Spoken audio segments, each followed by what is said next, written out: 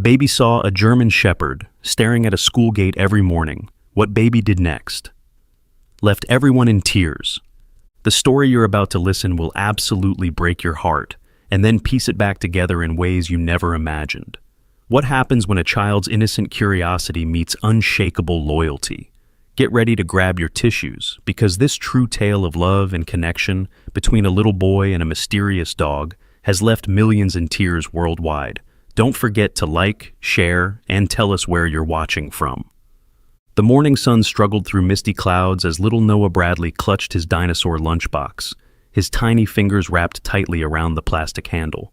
At just 5 years old, Noah wasn't like other kindergartners who raced toward the colorful playground of Willowbrook Elementary. Instead, his wide hazel eyes were fixed on something across the street that no one else seemed to notice. "Come on, sweetie, we're going to be late," his mother Sarah urged, her voice tinged with the familiar morning rush as she checked her watch. 30 seconds until the bell. But Noah didn't move. His gaze remained locked on the figure sitting motionless under the shade of the old oak tree across from the school gates. The German shepherd sat perfectly still, its amber eyes unblinking as it stared at the school entrance. Its coat, once rich black and tan, now appeared dulled and weathered. The dog wasn't tied to anything. It wasn't barking or begging for attention. It just watched, as if waiting for someone who never came. "Noah now," Sarah insisted, giving her son's small hand a gentle tug. "Why is that dog always there, Mommy?" Noah asked, his voice barely above a whisper. Sarah glanced over, noticing the dog for the first time despite having walked this same route for weeks. "I don't know, honey. Probably just a stray. Now let's go before Ms. Peterson marks you tardy again." Noah reluctantly allowed himself to be guided through the school gates, his neck craning to keep the mysterious dog in view until the very last moment. The German shepherd's gaze briefly met his, deep, knowing eyes that seemed to hold secrets Noah couldn't understand, before the heavy metal gate clanged shut behind them. Inside the colorful chaos of Ms. Peterson's kindergarten classroom, Noah couldn't focus on finger painting or story time. His mind kept drifting to the lonely sentinel outside. During recess, while other children chased each other around the playground, Noah pressed his face against the chain-link fence, searching for a glimpse of the dog. But from this angle, the oak tree was hidden from view. "What are you looking at?" asked Lily, a girl with pigtails who always sat next to Noah during circle time. "There's a dog out there," Noah explained, pointing beyond the fence. "He just sits and stares at our school all day." Lily scrunched up her nose. "My mom says stray dogs are dangerous. They bite." Noah shook his head with the absolute certainty that only a 5-year-old could possess. "Not this one. He has sad eyes." When the final bell rang, Noah practically burst through the classroom door, racing ahead of Sarah, who called after him to slow down. He skidded to a halt at the gate, breathless with anticipation. The dog was still there, sitting in exactly the same position as that morning, its posture alert yet somehow carrying an invisible weight. The afternoon sun caught its fur, revealing patches where it had thinned. Noah noticed something he hadn't seen before, a slight tremor in the dog's right front leg, as if it struggled to maintain its vigil. "Noah Bradley, you know better than to run off like that," Sarah scolded as she caught up, her cheeks flushed from hurrying after her son. "The dog, Mommy. He's still here," Noah whispered, pointing across the street. Sarah sighed, finally taking a proper look at the animal that had captivated her son. "Poor thing probably doesn't have anywhere else to go." "He's waiting for someone," Noah said with absolute conviction, his small fingers wrapping around the iron bars of the gate. "He looks so lonely." Sarah checked her phone. 3 new work emails and a text from her boss.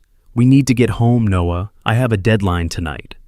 As they walked past, Noah's eyes remained fixed on the German shepherd. The dog's gaze followed him, and for a brief moment, its tail gave the faintest twitch, not quite a wag, but an acknowledgement.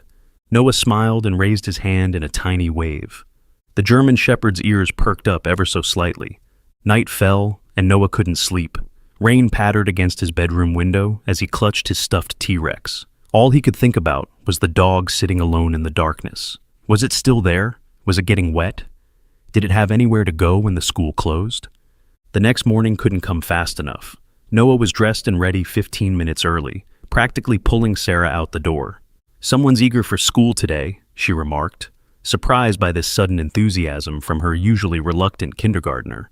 They rounded the corner to the school, and Noah's heart leapt. There, in the exact same spot, sat the German Shepherd. Its fur was damp from the overnight rain, but its posture remained dignified as it maintained its silent watch over the school gate. Sarah checked her watch. "We're actually early today. Do you want to look at the dog from here for a minute? But just from across the street, don't approach it." Noah nodded eagerly, his eyes never leaving the German Shepherd. This time, when the dog noticed Noah, something remarkable happened. Its tail, which had been completely still yesterday, gave 3 slow, deliberate wags before returning to stillness. Its eyes, though still heavy with what Noah somehow recognized as sadness, seemed to brighten just a fraction. "He remembers me," Noah whispered in awe. "Maybe," Sarah conceded, noticing the interaction. "But remember, it's still a stray, Noah. We don't know if it's friendly or sick or what it's been through." "His name is Rusty," Noah declared suddenly. Sarah raised an eyebrow. "Oh, and how do you know that?"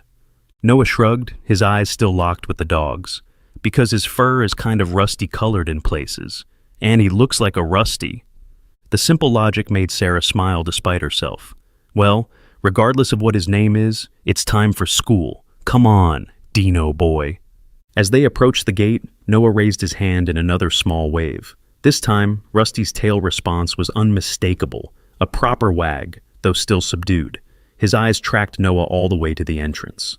Throughout the school day, Noah could barely contain himself.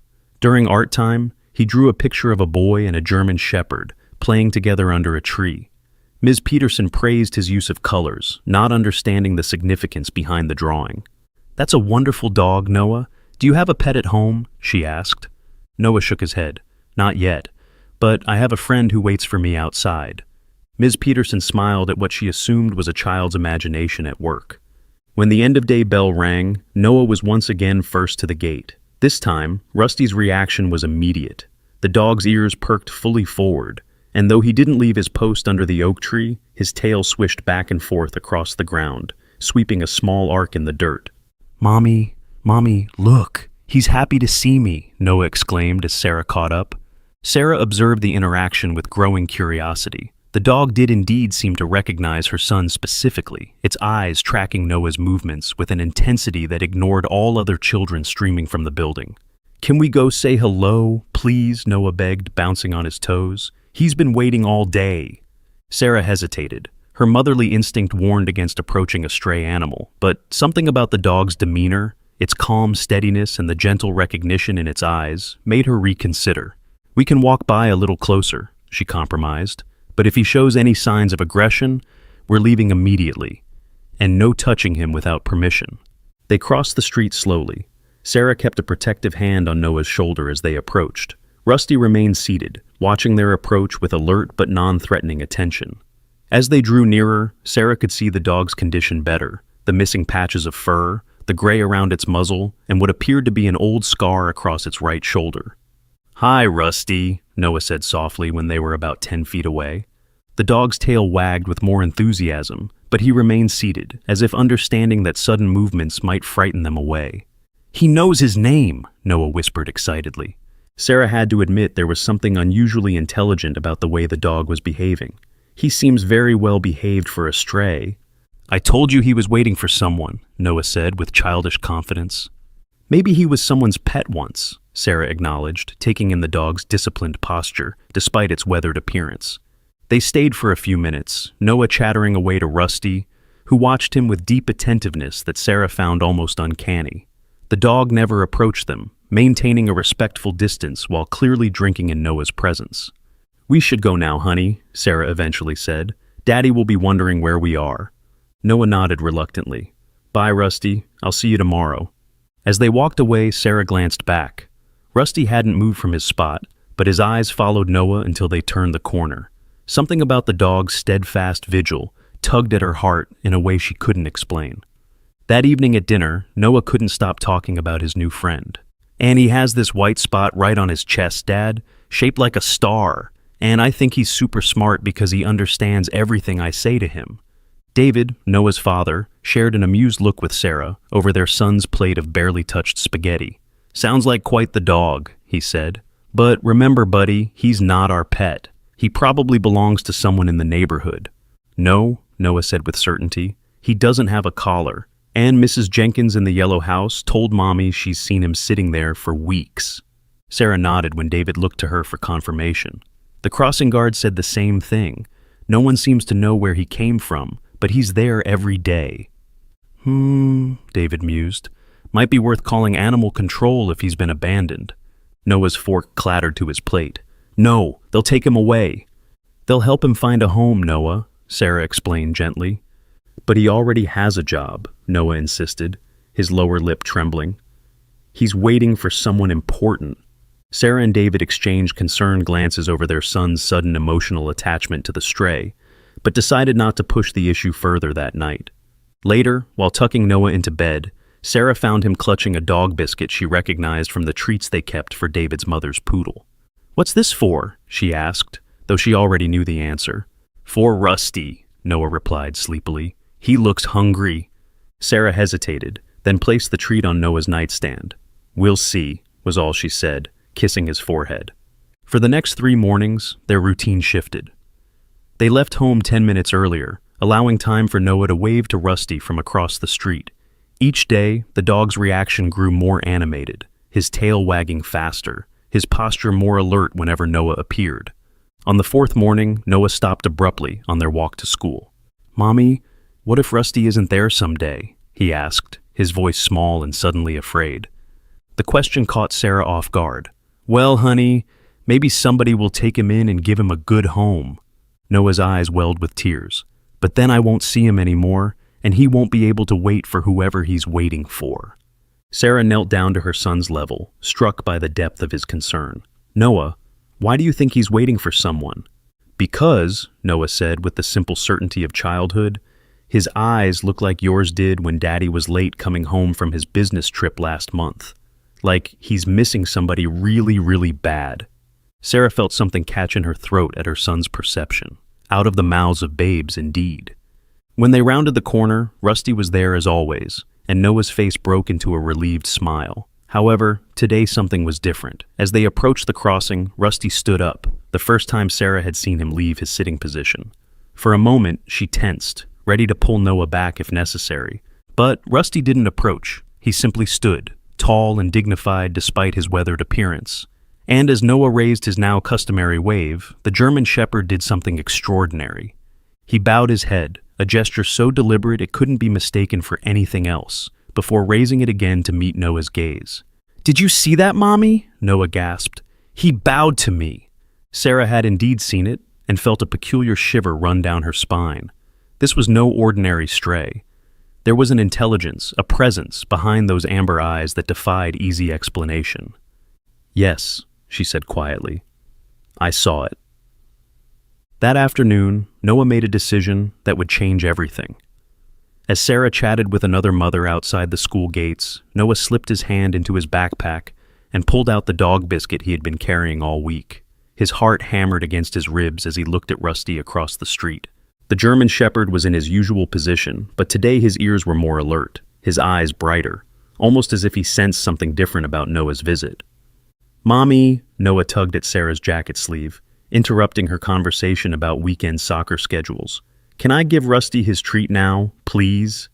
Sarah glanced at the dog, then at her son's hopeful face.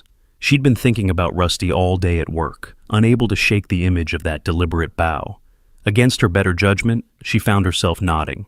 "Stay close to me," she warned, excusing herself from the other mother. "And if he acts strange at all, you drop the treat and step back immediately." Noah's face lit up like Christmas morning. Together they crossed the quiet street, Sarah's protective instincts on high alert, while Noah practically vibrated with excitement. As they approached, Rusty stood, not in alarm, but in what Sarah could only describe as polite acknowledgement. His tail wagged slowly, his posture calm but attentive. "Hi, Rusty," Noah said softly, stopping about 6 feet away. "I brought you something." He held out the dog biscuit, his small hand trembling slightly with nerves and excitement. Rusty's nose twitched as he caught the scent, but he didn't lunge or grab. Instead, he took 3 careful steps forward, his movements deliberate and gentle. When he reached Noah, he lowered his massive head and took the treat with the delicacy of a dog who had been well trained in another life. "Good boy," Noah whispered, his eyes shining with joy. Rusty crunched the biscuit thoughtfully, never taking his eyes off Noah. When he finished, he did something that made Sarah's breath catch. He gently nuzzled Noah's outstretched palm with his nose, a gesture so tender it brought unexpected tears to her eyes. "He likes me," Noah giggled, his fears completely forgotten. "His nose is all wet and tickly." "He's very gentle," Sarah admitted, watching in amazement as the weathered German Shepherd sat back down, maintaining his respectful distance while clearly savoring this moment of connection. "Can we visit him every day?" Noah asked, his hand still extended toward Rusty, who watched them both with what Sarah could swear was gratitude in his amber eyes.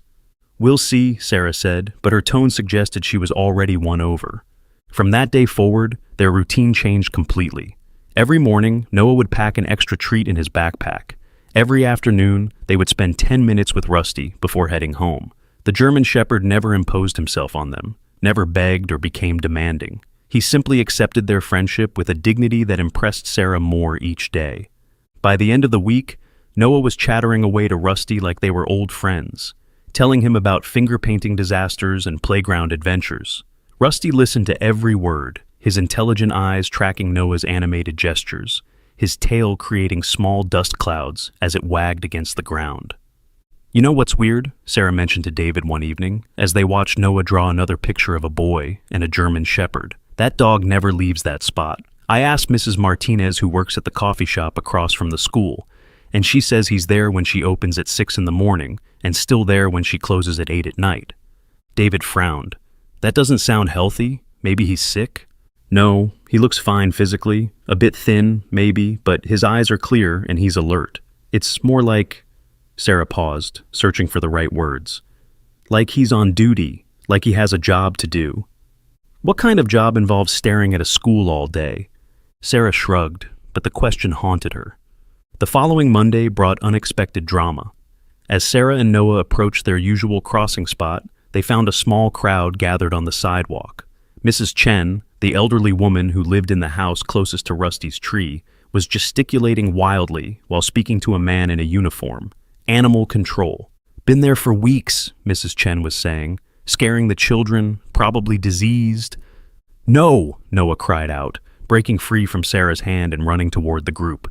"Don't take Rusty!" The animal control officer, a middle-aged man with tired eyes, looked down at Noah with surprise. "Son, that dog could be dangerous. We're just doing our job." "He's not dangerous," Noah protested, tears streaming down his face. "He's my friend. He's waiting for someone."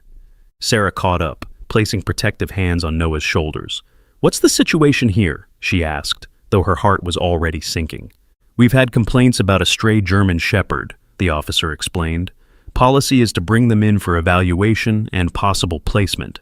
"He doesn't bother anyone," Sarah found herself saying, surprising herself with her fierce defense of the dog she'd known for less than 2 weeks. Mrs. Chen scoffed. "It's unsanitary. What if it bites a child?" "He would never bite anyone," Noah said through his tears, wiping his nose on his sleeve.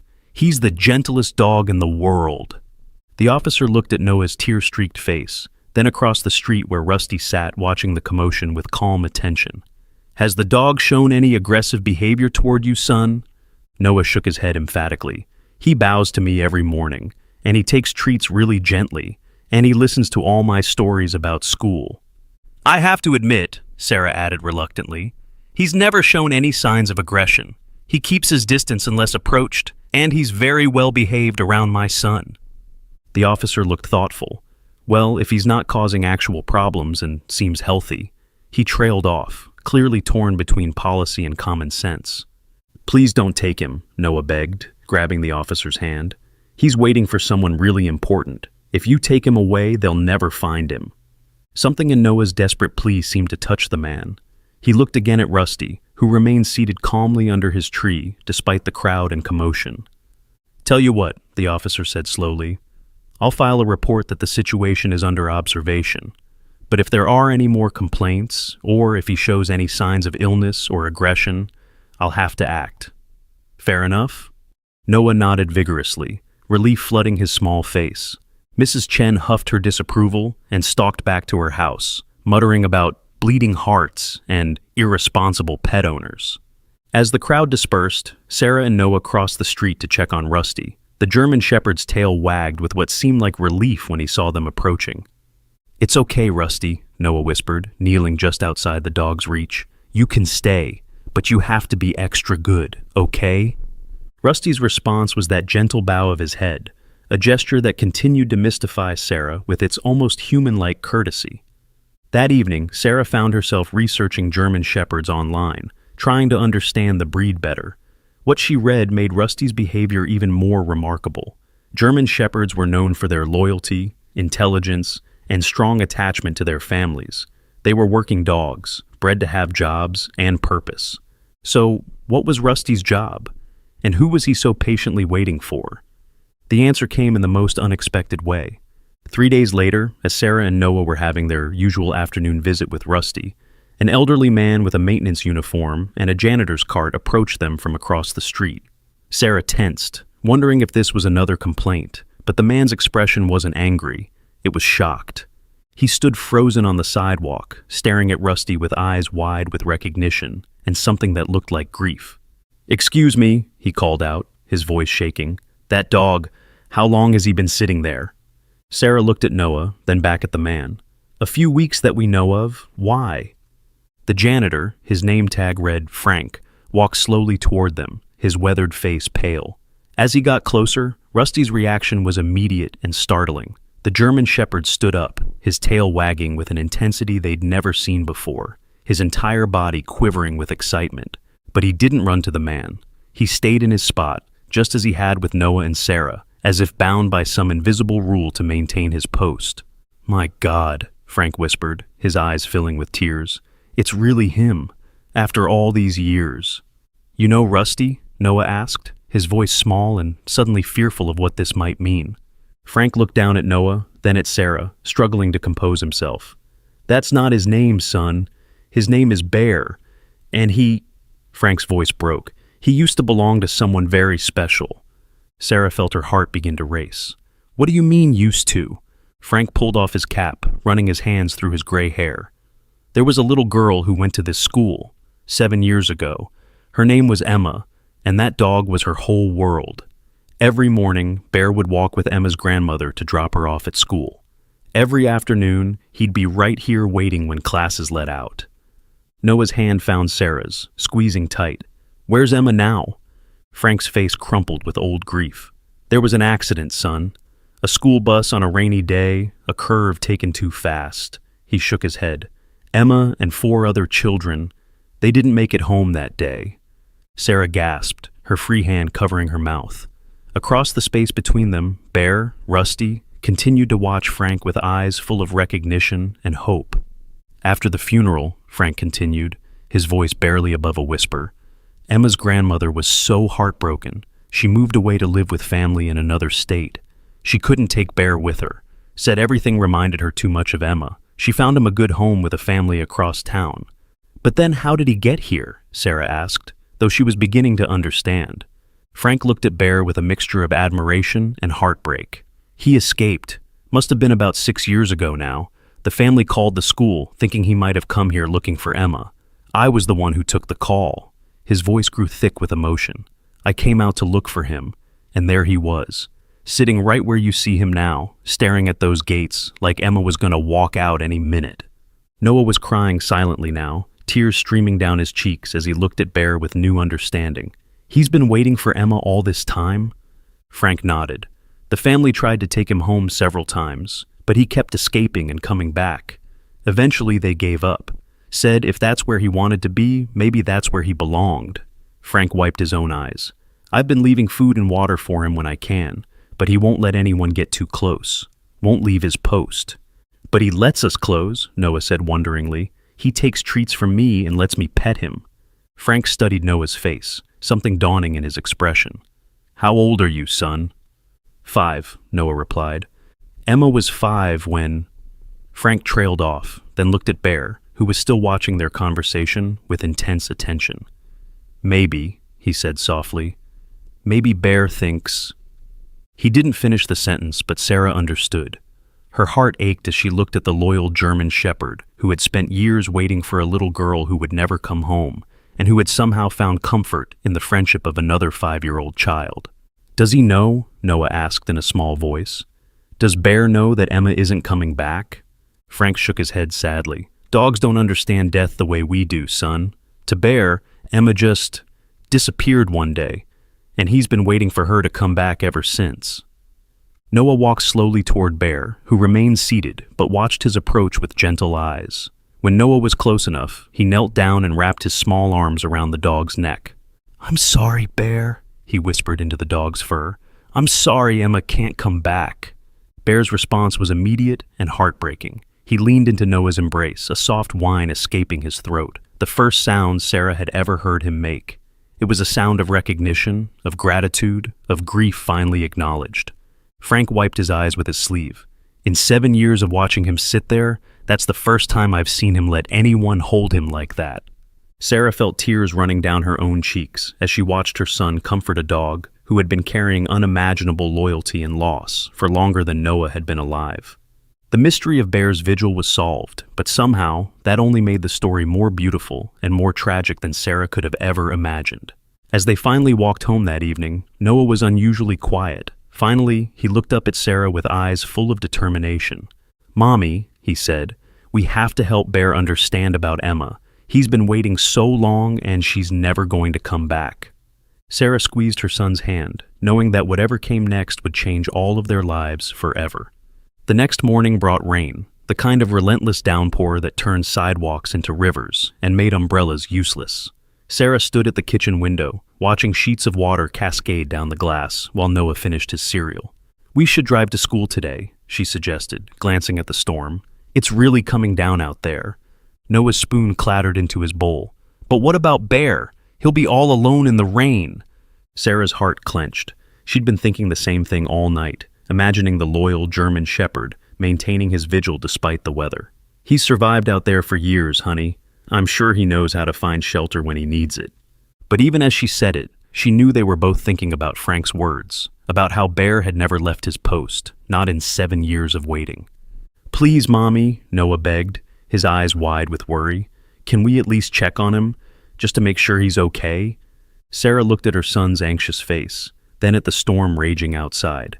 Every maternal instinct told her to keep Noah warm and dry, to drive straight to school without stopping. But the image of Bear sitting alone in the rain, still faithfully watching those gates, was more than she could bear. Okay, she sighed, reaching for their rain boots. But we're only checking from across the street. If he's taken shelter somewhere, we're not going to disturb him. They bundled up in raincoats and stepped into the storm. The wind whipped rain into their faces despite their umbrella, and Sarah had to hold Noah's hand tightly to keep him from being blown off balance. By the time they reached the school street, they were both soaked through. Sarah's heart nearly broke at what she saw. Bear was there, exactly where he always was, but he looked nothing like the dignified, composed dog they'd come to know. His fur was plastered to his body, making him appear smaller and more fragile. He was shivering violently, his aged body struggling against the cold and wet. Mud had splashed up his legs and belly, and his ears drooped with the weight of accumulated rainwater. But he hadn't moved. Despite the storm, despite his obvious discomfort, Bear maintained his watch over the school gates. Oh my God, Sarah whispered, her umbrella nearly torn from her grip by another gust of wind. Noah broke free from her hand and ran toward the street before Sarah could stop him. Noah, no, she called, chasing after him as he splashed through puddles toward Bear. The German shepherd looked up as Noah approached, his tail attempting a weak wag, even as his whole body trembled. Noah didn't hesitate. He threw his small arms around Bear's wet, shivering form, his own rain jacket providing little protection for either of them. It's okay, Bear, Noah sobbed, his voice nearly lost in the wind. You don't have to stay out here. Emma wouldn't want you to get sick. Sarah reached them, kneeling in the mud beside her son. Up close, she could see that Bear's shivers weren't just from cold. There was something fragile about the way he was breathing, something that spoke of a body that had endured too much for too long. Come on, boy, she said gently, trying to urge Bear toward the shelter of the nearby coffee shop's overhang. Let's get you out of this rain. But Bear wouldn't budge. Even as Noah tugged gently at his collar, even as the rain poured harder and the wind grew stronger, the loyal dog remained rooted to his spot. His amber eyes, though dulled with exhaustion, stayed fixed on the school entrance. He won't leave, Noah realized, his voice breaking. Even in the storm, he won't leave Emma. Sarah felt something crack inside her chest as she watched this display of unwavering devotion. Here was a dog who had chosen loyalty over comfort, duty over safety, love over self-preservation. Even in the face of a storm that could make him seriously ill, Bear's commitment to his vigil never wavered. "We can't leave him here," Sarah said, surprised by the strength in her own voice. "Not like this." She pulled out her phone with shaking hands, struggling to shield it from the rain as she dialed. "Frank, it's Sarah, Noah's mom. We met yesterday. I need your help. Bear is sitting in this storm and he won't move. He's going to get sick, or worse." Through the crackling connection, she could hear Frank's sharp intake of breath. "I'll be right there. Don't try to move him. If he's anything like he used to be, he might bite if he feels cornered. Just stay with him." "We're not leaving him," Sarah said firmly, ending the call and pulling Noah closer to Bear's shivering form. Minutes felt like hours as they huddled together in the rain. Other parents hurried past under umbrellas, most too focused on getting their own children to school dry to notice the small group taking shelter under the old oak tree. But a few stopped, their faces showing surprise and concern at the sight of a mother and child kneeling in the mud with a soaked German shepherd. "Is that dog hurt?" called Mrs. Patterson, the school librarian, from beneath her bright yellow umbrella. "He's just scared," Noah called back, his arms still wrapped protectively around Bear. "He's been waiting for his friend for a really long time." Some of the other parents exchanged glances, clearly thinking this was some kind of childhood make-believe. But Mrs. Patterson stepped closer, her expression growing more serious as she took in the scene. "That's the dog that's always sitting here," she said slowly. "I've wondered about him for months." "His name is Bear," Noah explained, his voice chattering from the cold. "He's waiting for Emma, but Emma can't come back because she was in an accident." Mrs. Patterson's face went pale. "Emma Martinez, the little girl from the bus crash?" Sarah nodded, wiping rain from her eyes. "You knew her?" "She was one of my regulars in the library," Mrs. Patterson said softly, her own eyes filling with tears.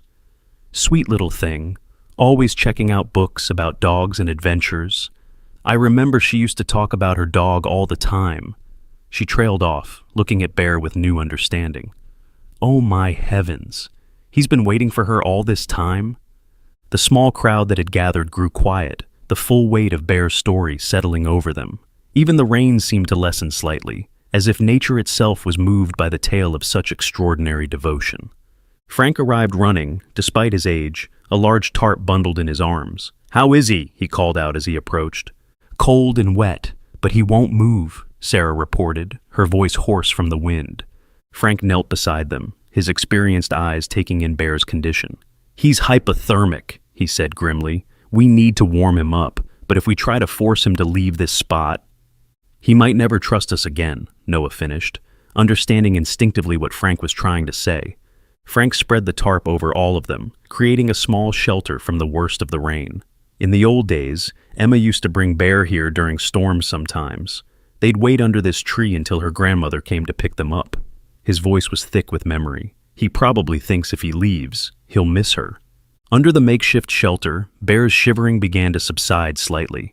Noah never loosened his hold, whispering soft words of comfort into the dog's ear. Sarah found herself stroking Bear's head, feeling the weight of his exhaustion and the depth of his commitment. "There has to be a way to help him understand," Sarah said desperately. "Some way to let him know it's okay to let go."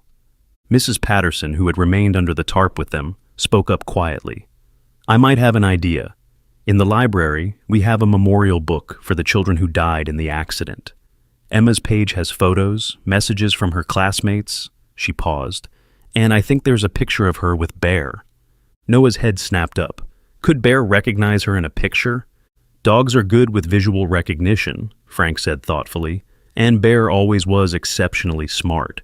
If we could show him somehow—" Before anyone could finish the thought, a new commotion arose from the school entrance. The first bell had rung, and children were arriving despite the rain. But instead of rushing past as they usually did, many stopped to stare at the unusual scene under the oak tree. "Why is that dog shaking?" asked a young voice. "Is he hurt?" called another. Soon a small crowd of elementary students had gathered, their umbrellas creating a colorful canopy as they peered through the rain at Bear. Some of the older children seemed to recognize the German shepherd, whispering among themselves about the mystery dog who was always there. That's when something magical happened. A little girl with dark pigtails broke free from her mother's hand and ran toward them. She was about Emma's age, and as she approached, Bear lifted his head with sudden alertness. "Hi, doggy," the girl said softly, kneeling just outside their tarp shelter. "Are you okay?" Bear's reaction was immediate and heartbreaking. His tail began to wag weakly, and he struggled to sit up straighter, his eyes fixed on the little girl with desperate hope. "Easy, boy," Frank murmured, recognizing the dangerous combination of hope and confusion in Bear's expression. But the little girl seemed to understand something the adults had missed. With the intuitive wisdom that children sometimes possess, she looked directly into Bear's eyes and said, "I'm not Emma, but Emma would want you to come inside where it's warm." The simplicity of her words hit everyone like a physical blow. Here was a child, barely old enough to understand death herself, offering Bear the truth with a gentleness that no adult had managed to achieve.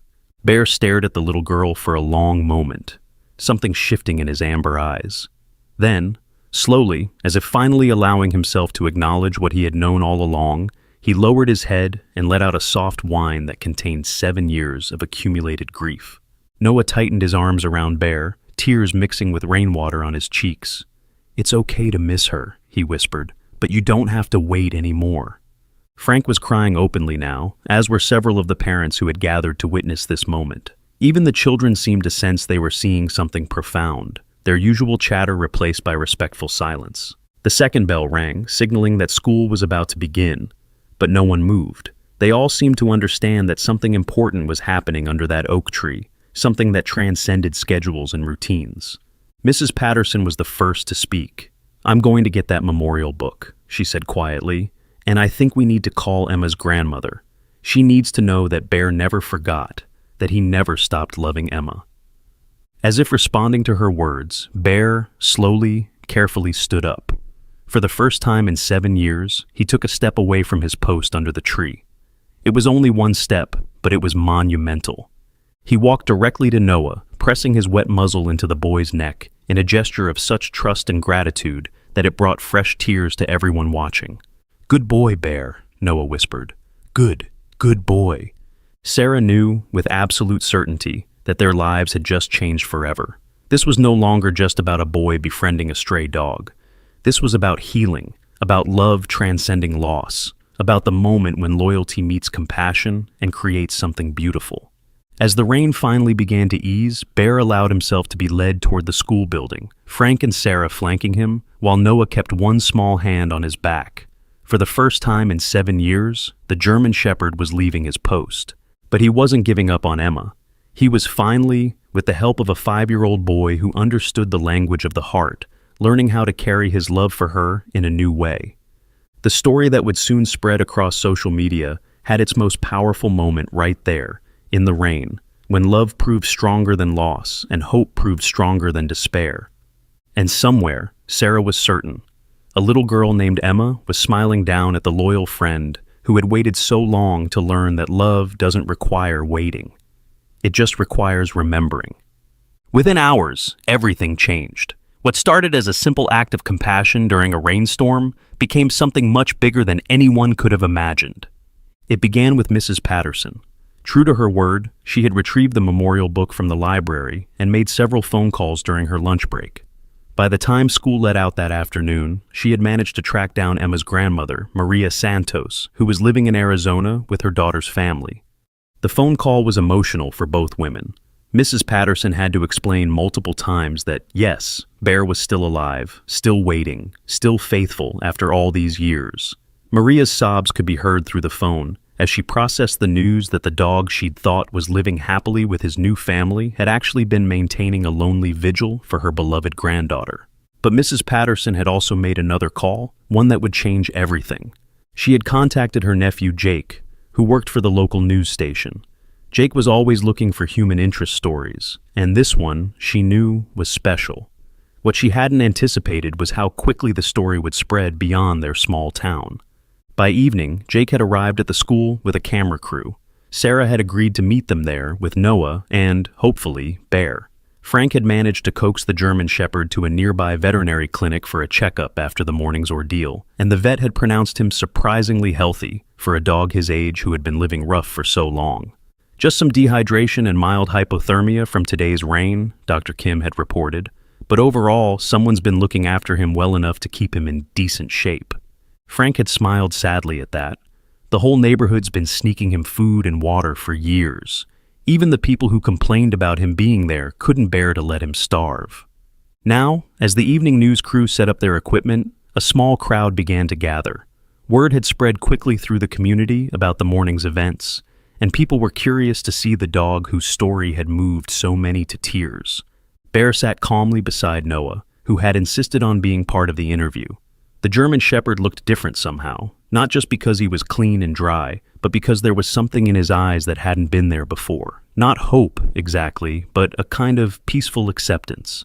"This is Jake Morrison reporting from Willowbrook Elementary," the young reporter began, "where a story of loyalty and love has captured the hearts of everyone who's heard it. I'm here with Noah Bradley, age 5, and his remarkable friend, Bear." The camera focused on Noah, who sat cross-legged on the ground beside Bear, one small hand resting on the dog's back. Despite his young age, Noah spoke with surprising clarity about how he'd first noticed Bear, how they'd become friends, and how he'd learned about Emma. "Bear was waiting for Emma because he loved her so much," Noah explained to the camera, his voice serious beyond his years. "But Emma can't come back, so now Bear needs to know that it's okay to love her in a different way." Jake turned to Sarah. "As Noah's mother, how has this affected your family?" Sarah chose her words carefully. "Bear has taught us all something about dedication and love. But more than that, he's shown us what it means to be faithful to someone's memory while still being open to new connections." The interview continued, with Frank sharing Emma's story and Mrs. Patterson explaining the memorial book. But it was the final moment that would make the segment go viral. As Jake was wrapping up his closing remarks, a car pulled up to the curb. An elderly woman got out slowly, using a walker to steady herself. She was small and frail, with silver hair and eyes that were red from crying. It was Maria Santos, Emma's grandmother. Frank rushed to help her, his face showing shock at her unexpected appearance. "Maria, how did you... I thought you were in Arizona." "I got on the first flight I could," she said, her voice shaking with emotion. "I had to see him. I had to see Bear." The news crew, recognizing the dramatic potential of this moment, kept their cameras rolling. The small crowd that had gathered fell silent, sensing they were about to witness something extraordinary. Bear had been resting quietly beside Noah, but the moment Maria's voice reached his ears, his entire body went rigid with attention. His head snapped up, his ears pricked forward, and he began to tremble, not with cold this time, but with recognition. Slowly Maria made her way toward them, tears streaming down her weathered cheeks. "Bear?" she called softly. "Bear, is that really you?" The German Shepherd's reaction was unlike anything anyone had witnessed. He rose to his feet, his tail wagging frantically as he took several hesitant steps toward the woman who had been part of his family before tragedy struck. But then, as if remembering his duty, he stopped and looked back toward the school gates. "It's okay, boy," Maria whispered, understanding his conflict. "Emma's not there anymore. She's..." Her voice broke. "She's in heaven now, waiting for both of us." Bear whined softly, a sound full of confusion and longing. He looked from Maria to the school gates and back again, clearly torn between his joy at seeing her and his ingrained need to maintain his vigil. That's when Noah did something that would be replayed millions of times on social media in the coming days. The 5-year-old stood up, took Bear's face gently in his small hands, and looked directly into the dog's amber eyes. "Bear," he said with the absolute certainty that only children possess, "Emma sent me to tell you it's time to come home. She's not at the school anymore. She's everywhere now, in the sky, in the stars, in your heart, and she wants you to be happy." What happened next left everyone speechless. Bear looked at Noah for a long moment, then at Maria, then back at the school gates one final time. As if making a decision that had been 7 years in the making, he walked deliberately to his usual spot under the oak tree. He sat down in the exact position he had maintained for so long, and then, in a gesture that brought audible gasps from the watching crowd, he bowed his head deeply, as if saying goodbye. When he lifted his head again, he walked straight to Maria, who had sunk to her knees with her arms outstretched. The reunion was everything a dog lover could hope for. Bear practically collapsed into Maria's embrace, his tail wagging so hard his entire body shook with joy. Maria sobbed into his fur, repeating his name over and over while he covered her face with gentle kisses. "I'm so sorry I left you," she cried. "I'm so sorry I couldn't take you with me, but you were such a good boy, such a loyal, wonderful boy. Emma would be so proud of you." The news crew captured every moment, but even the most professional among them found their vision blurred with tears. This wasn't just a story anymore. It was a moment of pure love and redemption that transcended everything else. Jake, struggling to maintain his composure, managed to conclude his segment, but by then, other people had begun filming with their phones. Within minutes, clips of Bear's goodbye to his vigil spot and his reunion with Maria were being uploaded to TikTok, Instagram, and Facebook. The story exploded across social media with unprecedented speed. Bear and Emma began trending worldwide. The video of Noah telling Bear that Emma had sent him was viewed over 2 million times in the first 24 hours. People from around the globe began sharing their own stories of loyal pets and lasting love. But it wasn't just the emotional impact that made the story viral. It was the way it challenged people's assumptions about grief, loyalty, and letting go. Comments poured in from people who had been struggling with their own losses, saying that Bear's story helped them understand that loving someone doesn't mean refusing to move forward. A GoFundMe page appeared overnight, created by someone in the community to help with Bear's medical expenses and to support Maria, who had used her savings to fly back to see him. Within days, it had raised over $50,000. Major news networks picked up the story. Bear and Noah appeared on morning shows via video link. Animal behaviorists weighed in on the remarkable display of loyalty and the psychological impact of long-term grief in dogs. Child psychologists praised Noah's intuitive understanding of emotional healing. Through it all, Bear seemed to adjust to his new reality with remarkable grace. Maria had decided to stay in town, at least temporarily, moving into a small apartment near the school so she could be close to Emma's memory and to Bear. The dog had taken to his new life with enthusiasm, though he still walked past the school gates every day during his morning walks with Maria, not to maintain his vigil, but simply as part of his routine. The most surprising development came when Mrs. Patterson approached Maria with an idea. The school wanted to create a memorial garden for Emma and the other children who had died in the accident. Would Maria be willing to let Bear be part of the dedication ceremony? The ceremony was planned for the following weekend, and word spread quickly through both traditional and social media. What was intended to be a small community gathering turned into something much larger as people from surrounding towns, and even other states, began making plans to attend. "I can't believe how big this has gotten," Sarah admitted to David as they watched Noah playing in the backyard with Bear, who had become a regular visitor to their home. "It started with just wanting to help a lonely dog." David smiled, watching their son's joy as he threw a tennis ball for Bear to retrieve. "I think it became big because it reminded people what pure love looks like. In a world full of complicated relationships and conditional affection, Bear showed everyone what it means to love someone completely without expecting anything in return."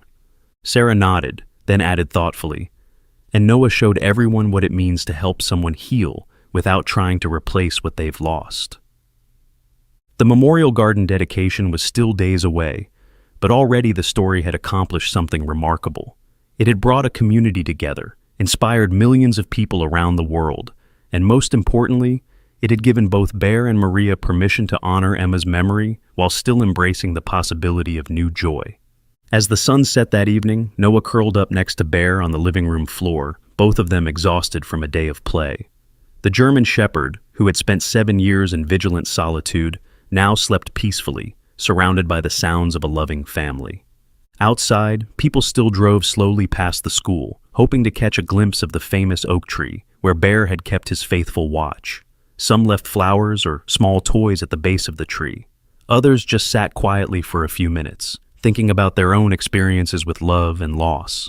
The viral story was far from over. In fact, it was about to reach heights that none of them could have imagined, touching hearts and changing lives in ways that would ripple outward for years to come. But for now, in the quiet peace of evening, A little boy slept next to a dog who had finally learned that love isn't about waiting in one place forever. Sometimes, love means allowing yourself to be found by new friends who help you carry the memory of those you've lost into a brighter future. The Memorial Garden dedication day arrived with perfect weather, clear skies, gentle breeze, and sunshine that seemed to bless the occasion. What the school had planned as a small community gathering had transformed into something extraordinary. Cars lined the streets for blocks around Willowbrook Elementary, and news vans from major networks filled the parking lot. Sarah held Noah's hand as they approached the school, both of them amazed at the crowd that had assembled. People carried flowers, homemade signs, and stuffed dogs. Children wore t-shirts with Bear's picture, and many adults dabbed at their eyes before the ceremony had even begun.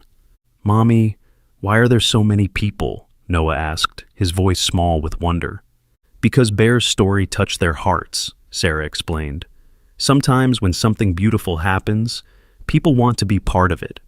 Bear walked calmly beside Maria, wearing a new collar, deep blue with Emma's name embroidered in silver thread. Maria had chosen the color because it had been Emma's favorite. The German Shepherd seemed aware that this day was special, his posture dignified despite the attention from strangers who pointed and whispered as he passed. Frank met them at the school entrance, his janitor's uniform replaced by a neat suit for the occasion. "I've never seen anything like this," he said, his voice filled with amazement. "People have been arriving since dawn. There are folks here from 5 different states." The Memorial Garden had been created in a previously unused corner of the school grounds, near enough to the front gates that Bear could see his old vigil spot from the new space.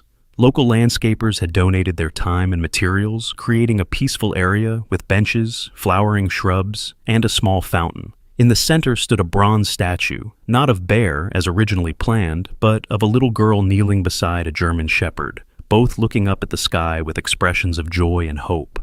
The plaque at the base read, "In memory of Emma Santos and her friends who left us too soon.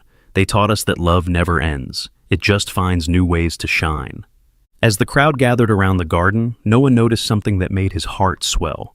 Mixed in with the adults were dozens of children, many around Emma's age when she died. Some carried pictures of their own pets, others clutched stuffed animals. They seemed to understand, in the way children do, that this wasn't just about one girl and one dog. It was about all the connections between people and animals that make life meaningful. Principal Matthews stepped forward to begin the ceremony, but before she could speak, something unexpected happened. A group of teenagers from the high school marching band, who had volunteered to play for the dedication, began a soft rendition of "You Are My Sunshine," a song that Mrs. Patterson had mentioned was Emma's favorite.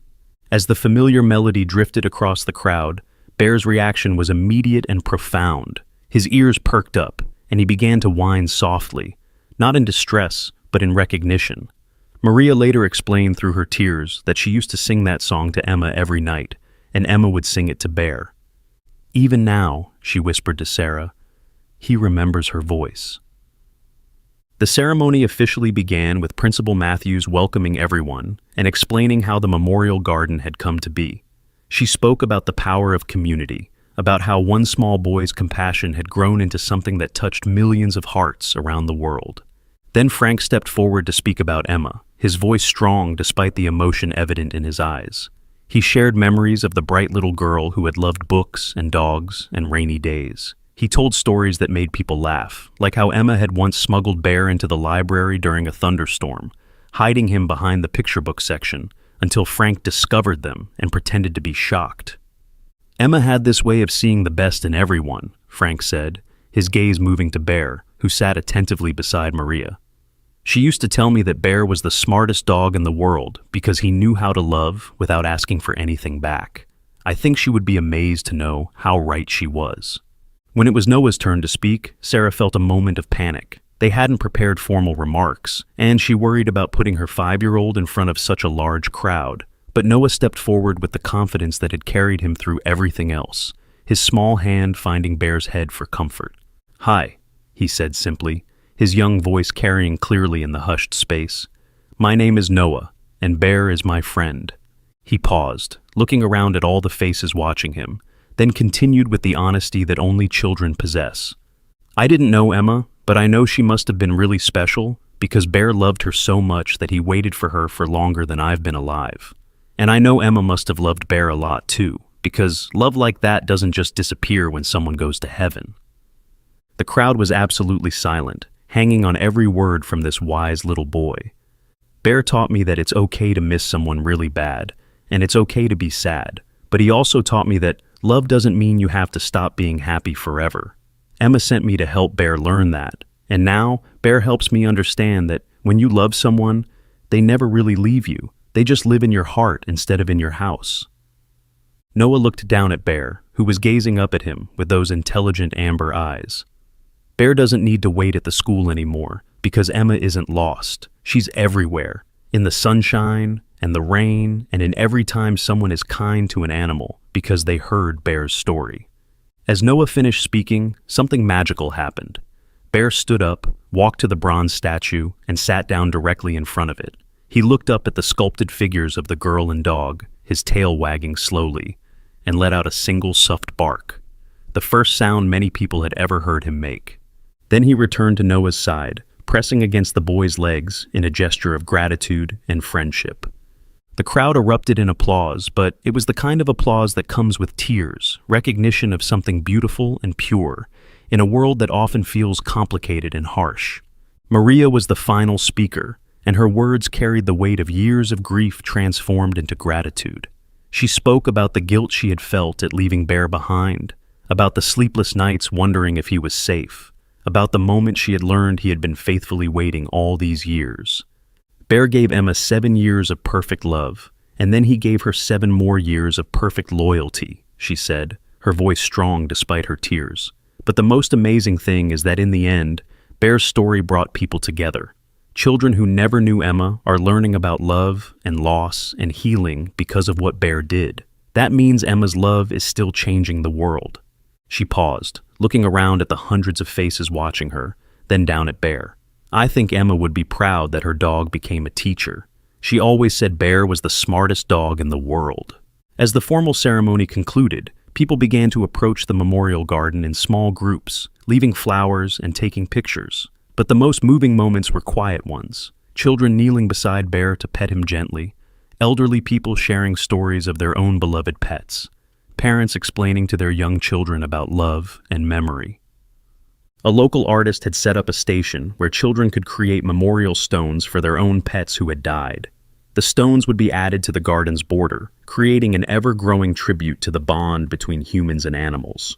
Noah spent the afternoon moving through the crowd with Bear, both of them serving as informal ambassadors for the message the day represented. Sarah watched in amazement as her son, who had always been somewhat shy, confidently answered questions from reporters and hugged strangers who thanked him for his role in Bear's story. As the sun began to set and the crowd started to thin, one final surprise awaited them. A van pulled up near the garden, and out stepped a team from the International Fund for Animal Welfare. They had traveled from Boston to present Bear with a special recognition, the organization's first ever Lifetime Loyalty Award. Bear's story has inspired people around the world to think differently about animal welfare, the presenter explained. His devotion to Emma's memory shows us the depth of emotion that animals are capable of, and Noah's compassion shows us how children can lead the way in creating a more humane world. The award was a beautiful crystal sculpture of a heart, engraved with Bear's name and the words, "For teaching the world that love endures beyond loss." As they prepared to leave, Noah noticed that several people had remained behind, sitting quietly on the benches in the memorial garden. Some were reading, others were simply sitting in peaceful contemplation. The space had already become what Maria had hoped, a place where people could come to remember their own losses and find comfort in the reminder that love persists. "Will Bear still visit the school sometimes?" Noah asked as they walked toward their car. "Every day," Maria assured him. "But now it won't be because he's waiting for Emma to come back. It will be because this is where people come to remember how much love there is in the world." That night, as Noah drifted off to sleep, he could hear his parents talking quietly in the kitchen about how proud they were of him, about how a simple act of kindness had grown into something that touched millions of lives. The story would continue to spread for weeks to come. Bear's Memorial Garden became a pilgrimage site for animal lovers. The hashtag #BearAndEmma continued to trend as people shared their own stories of loss and healing. Children's books were written, documentaries were planned, and animal welfare organizations reported record donations inspired by Bear's tale. But perhaps the most important impact was the simplest one. In homes around the world, children were asking their parents about the pets at their local shelters, about how they could help animals in need, about what it means to love someone even when saying goodbye hurts. Bear had indeed become a teacher, just as Maria had said. He taught the world that loyalty isn't about refusing to move forward. It's about carrying love with you wherever you go. He showed that healing doesn't mean forgetting. It means learning to hold precious memories while remaining open to new joy. And Noah, the 5-year-old boy who had seen past Bear's weathered exterior to the faithful heart beneath, had taught everyone that sometimes the wisest voices belong to those who haven't yet learned that love should be complicated. In the end, Bear's 7-year vigil became a gift to the world, a reminder that in a time when everything seems temporary and disposable, some things are eternal. Love, loyalty, and the connections that bind us together endure long after physical presence ends. The story that began with a little boy noticing a lonely dog had become a legend about the power of compassion to heal even the deepest wounds and the capacity of love to transform loss into something beautiful. As you've listened to this incredible journey of Bear and Noah, remember that there are countless animals in shelters and rescue organizations around the world, waiting for their own chance at love and loyalty. Their stories may not go viral, but each one has the potential to teach us about the pure, unconditional love that makes life meaningful. Like this video, if Bear's story touched your heart, share it with someone who needs to remember that love endures beyond loss, and tell us in the comments where you're watching from and what this story means to you. And most importantly, consider visiting your local animal shelter. You might just find your own bear, waiting for someone to see past the weathered exterior to the faithful heart within.